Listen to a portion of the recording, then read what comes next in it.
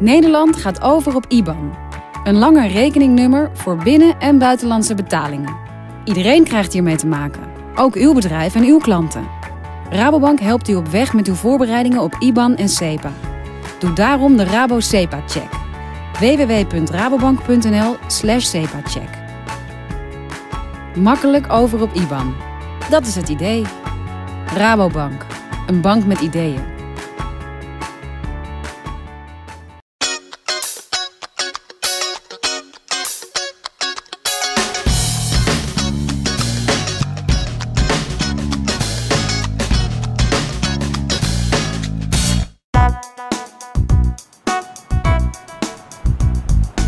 Dag dames en heren, van harte welkom bij een nieuwe aflevering van Venray in bedrijf op locatie. In het programma gaan wij op locatie een kijkje nemen bij een Venrays bedrijf. Vandaag zijn we te gast bij Martin Kuipers. Gaat u met me mee?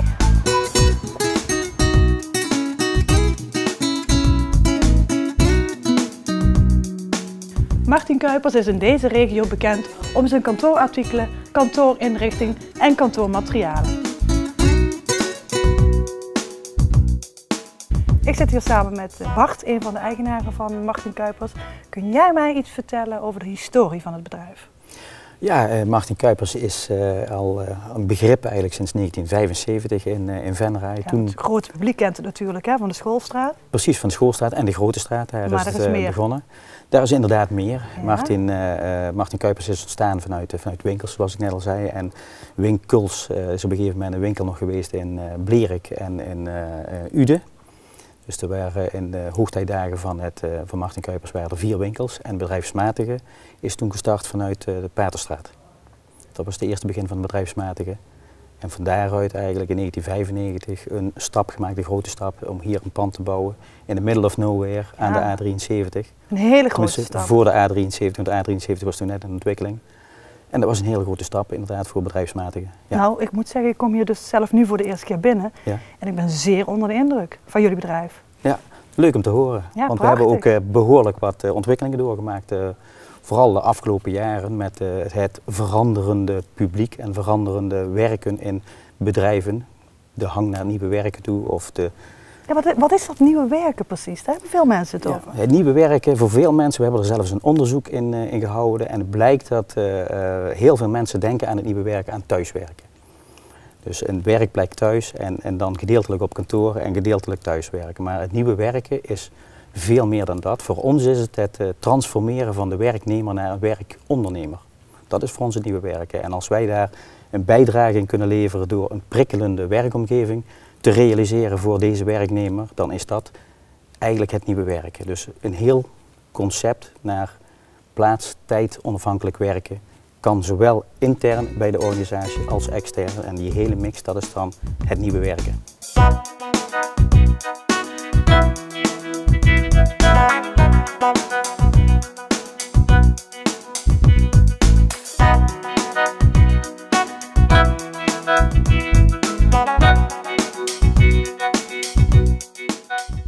Erik, ik zie hier het een en ander aan variabele werkplekken.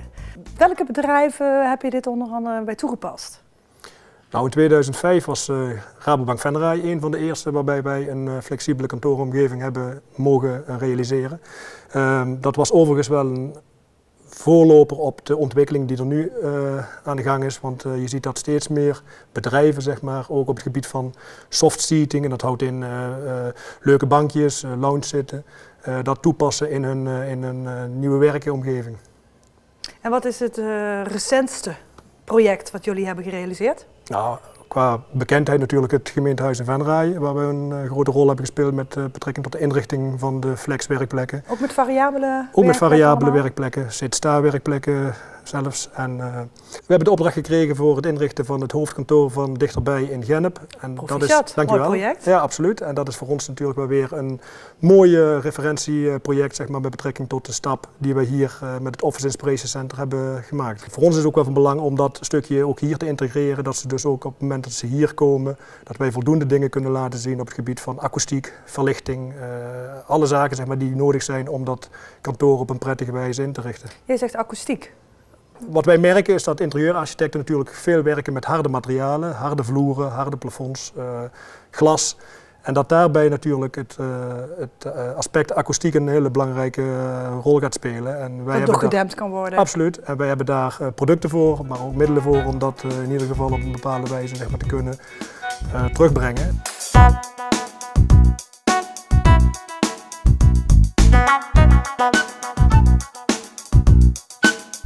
Erik, vertel eens eventjes over deze prachtige ontwerpen waar we hier in zitten.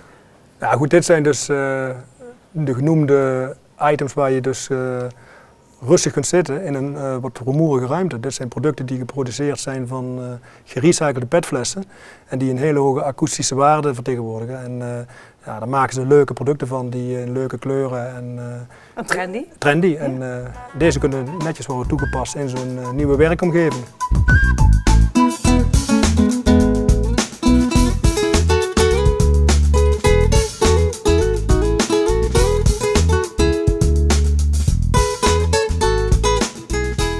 Je bent een van de partners van Martin Kuipers.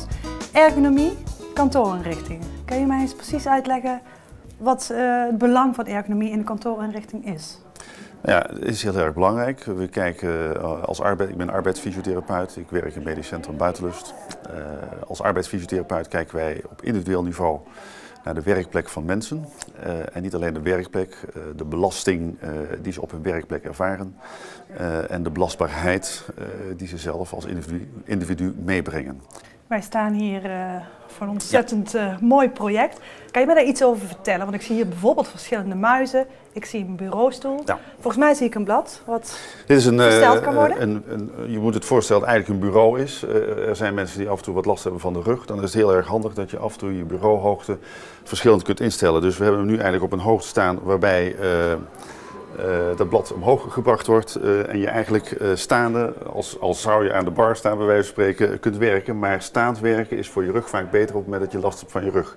Op het moment dat je dat probleem weer niet hebt of als je even naar een andere houding wilt, dan laat je het bureaublad weer zakken. En je zoekt ongeveer de werkhoogte uit die voor jou ideaal is. Dat verschilt per persoon. En je pakt je stoel er weer bij en je stelt hem weer in op de hoogte. En je gaat weer verder. Zo. Dat is natuurlijk een fantastisch instrument voor mensen die veel kantoorwerk doen en soms wel eens last hebben van de rug. Of die moeten tekenen bijvoorbeeld. Hè? En die moeten tekenen. Overigens is de hoogte van het blad altijd natuurlijk afhankelijk van de hoogte van je stoel. Je gaat altijd uit van je stoel. Die bepaalt de hoogte van jouw werkblad. Hoe moet je zitten? We proberen rechtop in die stoel te zitten met de rug tegen de leuning. Het bovenbeen gaat 90 graden horizontaal en in een hoek van 90 graden staan daar vervolgens je voeten op. Dat is eigenlijk de basishouding, op basis waarvan je voeten moeten plat op de grond kunnen staan. Als je dan vervolgens je armen laat hangen, dan moet je proberen om deze elleboogsteunen op hoogte te zetten. Ik zet ze voor mij iets lager, waardoor ik eigenlijk ontspannen, ietsje hoger weer. Het is toch altijd even zoeken. Waardoor je eigenlijk die elleboog op een ontspannen manier kunt laten hangen. De hoogte van je elleboogsteunen bepaalt dan eigenlijk vervolgens je bureaublad. Dus als ik hier dan tegenaan ga zitten, dan wil ik hem eigenlijk graag nog ietsje lager hebben in mijn geval. En dan kan ik eigenlijk ontspannen werken, omdat mijn elleboog op de elleboogsteun staat en vervolgens op dezelfde hoogte het werkblad staat. Mijn voorkeur heeft het altijd om een toetsenbord wat verder van je af te hebben. Dit overigens ook belangrijk, moet instelbaar zijn in hoogte en in positie. Dus je moet hem achter en naar voren kunnen zetten en je moet hem omhoog en omlaag kunnen schuiven. En het voordeel is, als je hier je toetsenbord hebt, dan kan je hier ook nog eens af en toe wat schrijfwerk doen. Je hoeft niet iedere keer te gaan schuiven met je spullen.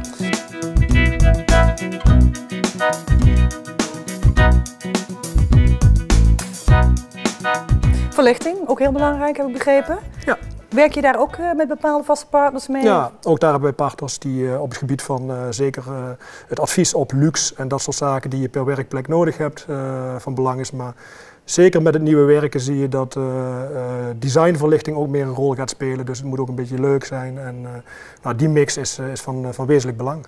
Dus plezier in het werk. Efficiëntie, dat is ook een van jullie belangrijke... Dat is onze visie, hè? Mensen gezond, efficiënt en met plezier laten werken in de kantooromgeving.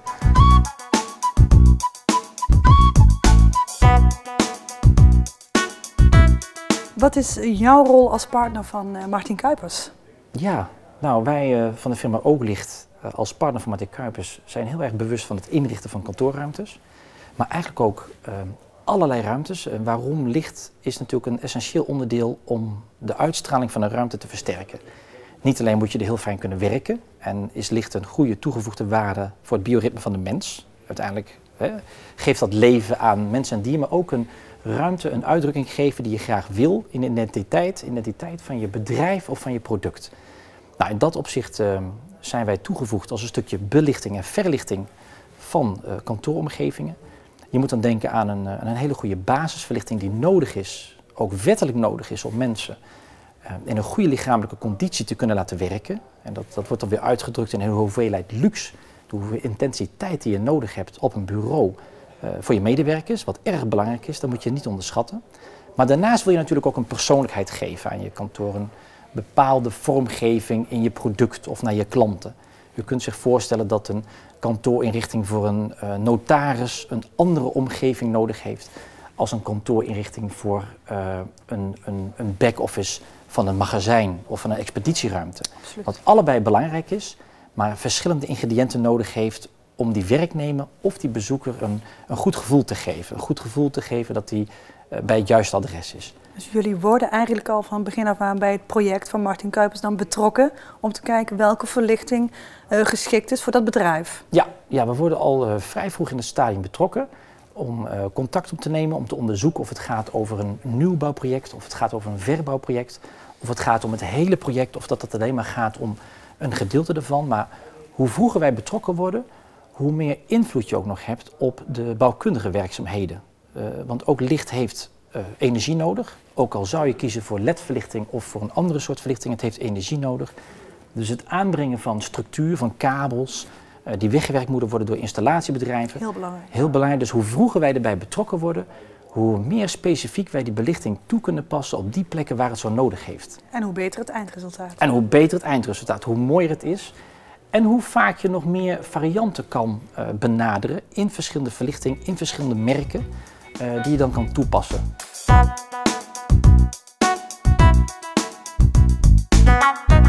Hoeveel werknemers hebben jullie hier eigenlijk? Wij zijn totaal, en ik noem dan ook de directie als werknemer mee, want wij werken eigenlijk ook naar de klanten toe. We zijn ook aanspreekpunten voor klanten. We zijn totaal met 17 mensen. Dat is inclusief schoolstraat? Dat is inclusief schoolstraat. Okay. Ja. En wat betekenen die werknemers voor jullie? Ja, zoals wij eigenlijk ook verkondigen naar het nieuwe werk toe, zo is dat ook bij ons. De werknemers zijn ons belangrijkste kapitaal. En voor ons is dat belangrijk dat de werknemers, net zoals wij zijn, met beide benen op de grond, blijf jezelf. In deze tijd van ondernemen is het ook van belang dat je ten alle tijden eigenlijk je met beide voetjes op de grond blijft. En dat je zorgt dat je voor de bedrijven een goed aanspreekpunt bent, dat je ten alle tijde service en kwaliteit van werken op een hoog niveau hebt staan.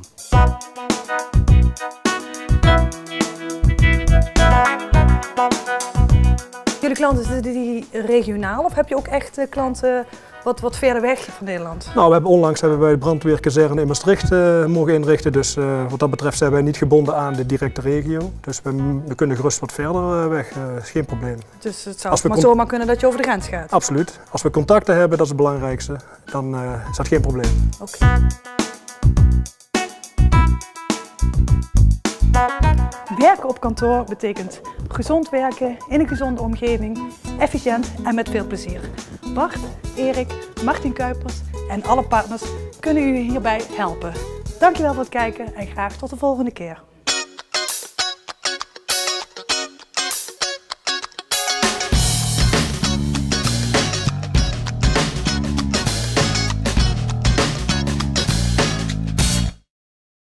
Nederland gaat over op IBAN.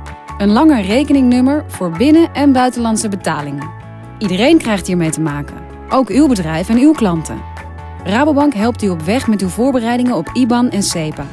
Doe daarom de Rabo SEPA-check. www.rabobank.nl/SEPA-check. Makkelijk over op IBAN. Dat is het idee. Rabobank. Een bank met ideeën.